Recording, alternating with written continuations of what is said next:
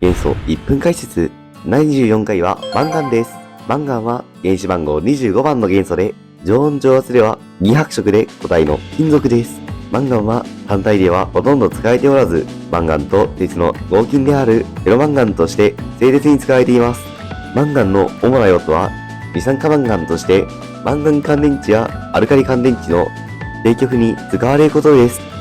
他のマンガンの用途としては、マンガンや亜鉛、鉄を含む金属酸化物であるマンガン亜鉛フェライトが変圧器の材料に使われています。